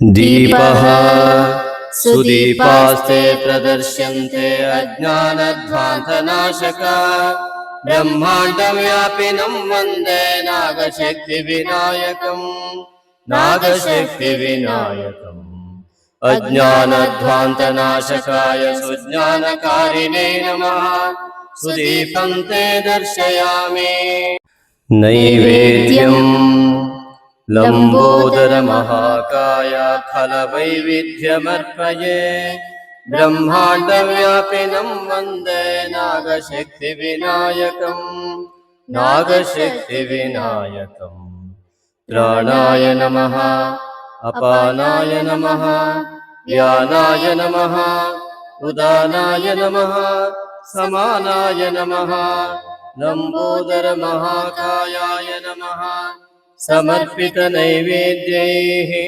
तृप्तो भव आचमनम् आचम्यतां महादेवा मुदया तव शुण्डया ब्रह्माण्डव्यापिनं वन्दे नागशक्तिविनायकम् नागशक्तिविनायकम् महादेवाय नमः शुण्डे आचमनीयं परिकल्पयामि हस्तप्रक्षालनम् हस्तौ क्षालय देवेश सोमसूर्याग्निलोचना ब्रह्माण्डव्यापिनं वन्दे नागशक्तिविनायकम् नागशक्तिविनायकम् सोमसूर्याग्निलोचनाय नमः हस्तप्रक्षालनं समर्पयामि नीराजनं गृहाणेदं सुमङ्गलनिरञ्जना ब्रह्माण्डव्यापिनं वन्दे नागशक्तिविनायकम् नागशक्तिविनायकम् सुमङ्गलनिरञ्जनाय नमः नीराजनं समर्पयामि पुष्पाञ्जलिः पुष्पाञ्जलिस्तु भक्त्या च सदन्ताभयमुद्रका ब्रह्माण्डव्यापिनं वन्दे नागशक्तिविनायकम् नागशक्तिविनायकम् सदन्ताभयमुद्रकाय नमः पुष्पाञ्जलिं समर्पयामि प्रदक्षिणनमस्कारः प्रदक्षिणनमस्काराः क्रियन्ते पापनाशका ब्रह्माण्डव्यापिनं वन्दे नागशक्तिविनायकम् नागशक्तिविनायकम् पापनाशकाय नमः प्रदक्षिणनमस्कारान् समर्पयामि प्रसन्नार्घ्यम् उपनीताय विद्महे सुप्रसन्नाय धीमहि तन्नो वटुः प्रचोदयात् अभयहस्ताय विद्महे बालरूपाय धीमहि तन्नो वटुः प्रचोदयात् अग्निरूपाय विद्महे यज्ञमयाय धीमहि तन्नो वटुः प्रचोदयात् ईशपुत्राय विद्महे गौरीसुताय धीमहि तन्नो वटुः प्रचोदयात् पाशहस्ताय विद्महे अंकुशधर्त्रे च धीमहि तन्नो वटुः प्रचोदयात् अर्घ्यन्ते अभ्रवर्णाय शुभ्रवस्त्रधराय च ब्रह्माण्डव्यापिनं वन्दे नागशक्तिविनायकम् नागशक्तिविनायकम् शुभ्रवस्त्रधराय नमः ಪ್ರಸನ್ನಾರ್ಘ್ಯಂ ಸಮರ್ಪಯಾಮಿ. ಭಕ್ತಿಯಿಂದ ಪ್ರಾರ್ಥಿಸಿಕೊಳ್ಳುವುದು. ಹೇ ನಾಗಶಕ್ತಿ ವಿನಾಯಕ, ನಾನು ಮಾಡುವ ಎಲ್ಲ ಯೋಚನೆಗಳನ್ನು, ನಾನು ಮಾಡುವ ಎಲ್ಲ ಕೆಲಸಗಳನ್ನು, ನಾನು ಆಡುವ ಎಲ್ಲ ಮಾತುಗಳನ್ನು ನಿನಗೇ ಅರ್ಪಿಸುತ್ತೇನೆ, ನಿನ್ನ ಪಾದಾರವಿಂದಗಳಲ್ಲಿ ಅರ್ಪಿಸುತ್ತೇನೆ. ಹೇ ನಾಗಶಕ್ತಿ ವಿನಾಯಕ, ನನ್ನ ಯೋಚನೆಗಳೆಲ್ಲವೂ ಕೂಡ ನಿನ್ನ ಧ್ಯಾನ, ನಾನು ಮಾಡುವ ಕೆಲಸಗಳೆಲ್ಲ ನಿನ್ನ ಸೇವೆ, ನಾನಾಡುವ ಎಲ್ಲ ಮಾತುಗಳು ನಿನ್ನ ಸ್ತುತಿ. ಹೇ ನಾಗಶಕ್ತಿ ವಿನಾಯಕ, ನನ್ನ ಪೂರ್ವಜನ್ಮದ ಜನ್ಮಾಂತರದ ಎಲ್ಲ ದೋಷಗಳನ್ನು, ಈ ಜನ್ಮದಲ್ಲಿ ಉಂಟಾದ ಎಲ್ಲ ದೋಷಗಳನ್ನು ಮತ್ತು ಕುಟುಂಬದಿಂದ ಬಂದ ಸಮಸ್ತ ದೋಷಗಳನ್ನು ನಿವಾರಣೆ ಮಾಡಿ ಅನುಗ್ರಹಿಸು. ನನಗೂ ನನ್ನ ಕುಟುಂಬಕ್ಕೂ ಕುಲಕ್ಕೂ ನಮ್ಮ ದೇಶಕ್ಕೂ ನಮ್ಮ ಜಗತ್ತಿಗೂ ಕೂಡ ಸಂಪೂರ್ಣ ನಿನ್ನ ಅನುಗ್ರಹದ ಮೂಲಕ ಶಾಂತಿ ಉಂಟಾಗಲಿ, ಸಮಸ್ತ ವಿಧವಾದ ಒಳಿತುಂಟಾಗಲಿ. ನಾನು ನಿನಗೆ ಶರಣಾಗಿದ್ದೇನೆ. मनसोद्दिष्ट प्रार्थनां समर्पयामि। अनेन श्रीनागशक्तिविनायक मानस पूजाराधन कर्मणा श्रीनागशक्तिविनायक प्रीयताम्। प्रसादः प्रसादं देहि भगवन्, प्रसीद मम देवता। ब्रह्माण्डव्यापिनं वन्दे नागशक्तिविनायकं, नागशक्तिविनायकं, नागशक्तिविनायकं। प्रसीद प्रसीद ಪ್ರಸಾದಂ ದೇಹಿ. ಶ್ರೀ ನಾಗಶಕ್ತಿ ವಿನಾಯಕನ ಅಭಯ ಹಸ್ತದಿಂದ ಸಂಪೂರ್ಣವಾದ ಒಂದು ಅಭಯ ಲಭ್ಯವಾಗಿದೆ. ನಿಧಾನವಾಗಿ ಕೈಗಳನ್ನು ಉಜ್ಜಿ ಕಣ್ಣುಗಳ ಮೇಲೆ ಅಂಗೈಗಳನ್ನು ಇಟ್ಟುಕೊಂಡು ನಿಧಾನವಾಗಿ ಕಣ್ತೆರೆದು ಆ ನಾಗಶಕ್ತಿ ವಿನಾಯಕನನ್ನು ಮನಸ್ಸಿನಲ್ಲಿ ಸ್ಮರಿಸುತ್ತಾ ಈ ದಿನ ಸಂಪೂರ್ಣವಾಗಿ ನಾಗಶಕ್ತಿ ವಿನಾಯಕನ ಸಂಪೂರ್ಣ ಅನುಗ್ರಹದಿಂದ ಸಮಸ್ತ ಶುಭವುಂಟಾಗಲಿದೆ ಎಂಬುದಾಗಿ ಭಾವಿಸಿ ನಿತ್ಯ ಶ್ರೀ ನಾಗಶಕ್ತಿ ವಿನಾಯಕನ ಮಾನಸ ಪೂಜೆಯನ್ನು ಮಾಡಿ ನಿತ್ಯವೂ ಧನ್ಯರಾಗಿ. ನಮ್ಮನ್ನು ಸೃಷ್ಟಿಸಿದ ದೇವರಿಗೆ ಋಣಿಯಾಗಿ ದಾನದಲ್ಲೇ ಶ್ರೇಷ್ಠವಾದ ದಾನವಾದ ಸಾತ್ವಿಕ ದಾನವನ್ನು ಮಾಡಲು ಸಹೃದಯ ಆಸಕ್ತ ದಾನಿಗಳಿಗಿದು ಪುಣ್ಯಕಾಲ. ಶ್ರೀ ನಾಗಶಕ್ತಿ ವಿನಾಯಕನ ದೇವಾಲಯ ನಿರ್ಮಾಣಕ್ಕಾಗಿ ಭಕ್ತಿಭಾವದಿಂದ ನೀವು ನೀಡುವ ಒಂದೊಂದು ರೂಪಾಯಿಯೂ ನಿಮ್ಮ ಅನೇಕ ತಲೆಮಾರುಗಳವರೆಗೆ ಪುಣ್ಯವನ್ನು ಪ್ರವಹಿಸುವ ದೇಣಿಗೆಯಾಗಿರುವುದು. ಈಗಾಗಲೇ ಶಿವಮೊಗ್ಗದ ಶಕ್ತಿಧಾಮ ಟೌನ್ಶಿಪ್ನಲ್ಲಿ ನಿರ್ಮಾಣ ಹಂತದಲ್ಲಿರುವ ಶ್ರೀ ನಾಗಶಕ್ತಿ ವಿನಾಯಕನ ದೇವಾಲಯಕ್ಕೆ ಸುಮಾರು 1.5 ಕೋಟಿಯಷ್ಟು ನಿರ್ಮಾಣ ವೆಚ್ಚ ತಲುಪಬಹುದೆಂದು ಅಂದಾಜಿಸಿದ್ದು, ದೈವೇಚ್ಛೆಯಂತೆ ಭಕ್ತಿಯುಕ್ತ ಮುಕ್ತ ಮನಸ್ಸಿನಿಂದ 9448507161 ಈ ನಂಬರಿಗೆ ನಿಮಗೆ ದೇವಪ್ರೇರಣೆಯಾದಷ್ಟು ದೇಣಿಗೆಯನ್ನು ಫೋನ್ಪೇ ಅಥವಾ ಗೂಗಲ್ ಪೇ ಮಾಡಿ ರಿಸಿಪ್ಟನ್ನು ವಾಟ್ಸಪ್ ಮಾಡಿ ಟೆಂಪಲ್ ಅಥವಾ ದೇವಾಲಯವೆಂದು ನಮೂದಿಸಿದಲ್ಲಿ ಸೂಕ್ತ ದೇಣಿಗೆಗೆ ವಾಟ್ಸಪ್ನಲ್ಲಿ ರಶೀದಿ ಕಳುಹಿಸಲಾಗುವುದು. ಹೆಚ್ಚಿನ ಮಾಹಿತಿಗಾಗಿ ವಾಟ್ಸಪ್ ಮೂಲಕ ಸಂಪರ್ಕಿಸಬಹುದು. ಸರ್ವೇ ಜನಾಃ ಸುಖಿನೋ ಭವಂತು.